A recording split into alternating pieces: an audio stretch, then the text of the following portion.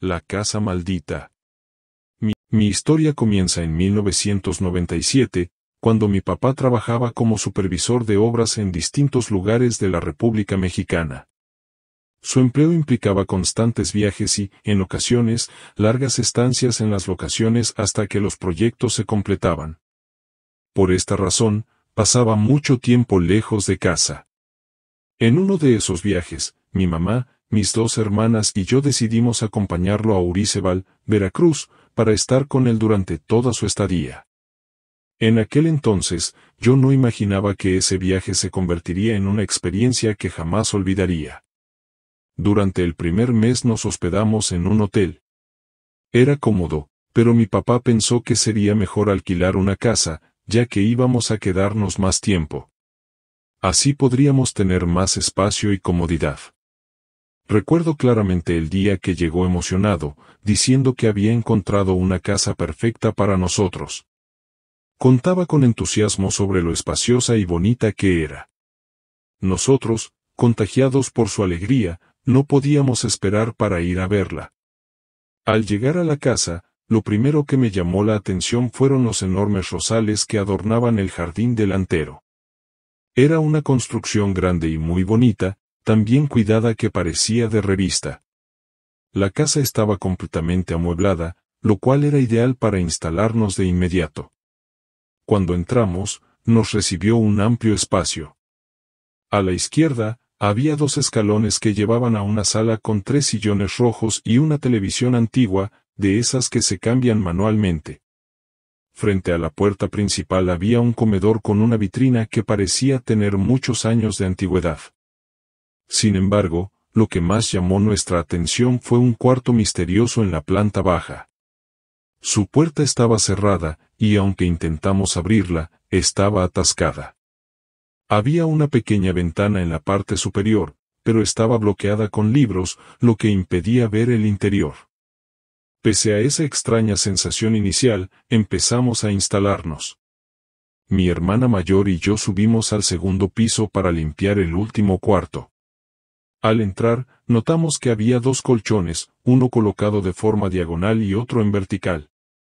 La disposición del mobiliario era extraña, pero lo que realmente nos perturbó fue lo que encontramos al fondo del cuarto.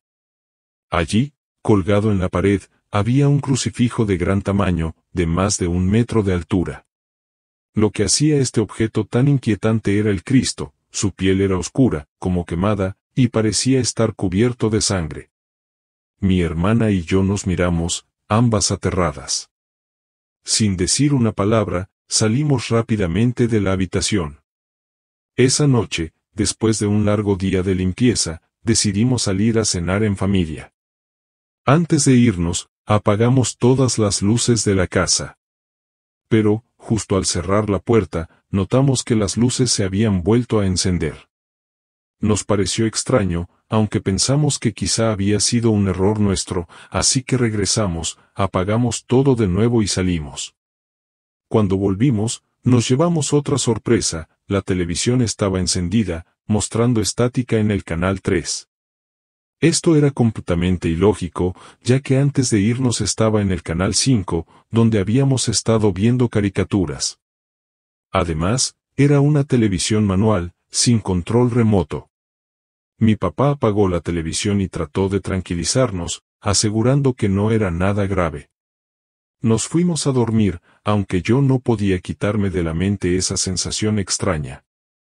En aquel entonces, yo tenía 7 años y compartía habitación con mi hermana mayor, que tenía 11.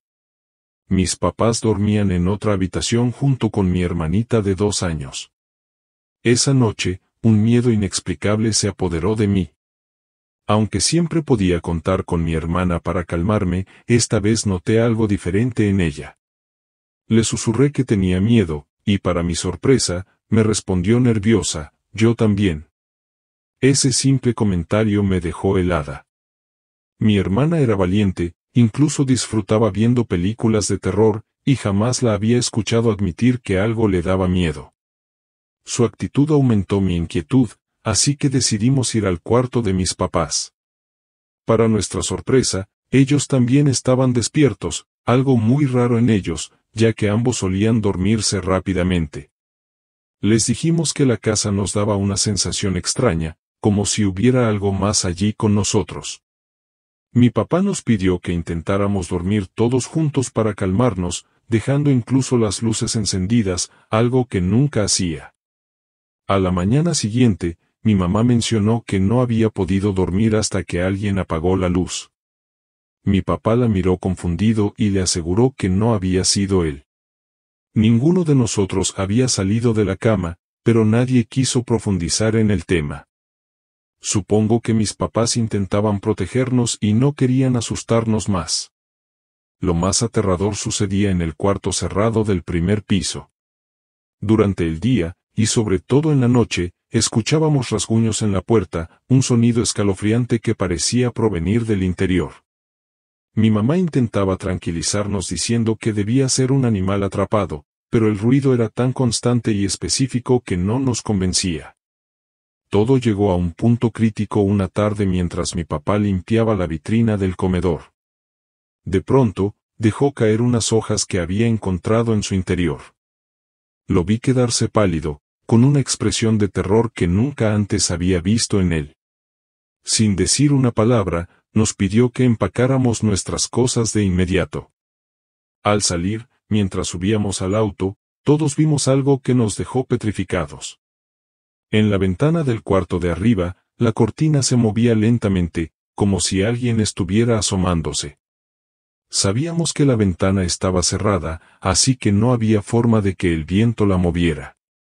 Entonces, distinguimos claramente la silueta de una mujer.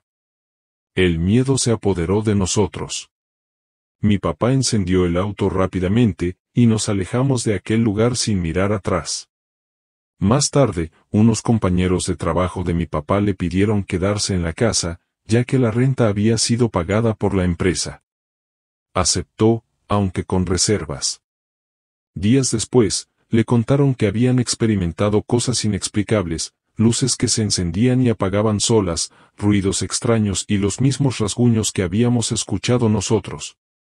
Estaban tan asustados que decidieron dormir juntos en una sola habitación. Años después, cuando crecimos, mi papá nos confesó lo que había encontrado en la vitrina aquel día. Eran las hojas del acta de defunción de una mujer que se había suicidado en esa casa apenas unos meses antes de nuestra llegada. Esa revelación hizo que todos los recuerdos volvieran, llenándome de un escalofrío indescriptible. Desde entonces, intento no pensar en lo que ocurrió en esa casa. Pero hay momentos en que, incluso hoy, siento que las sombras de aquella experiencia siguen conmigo.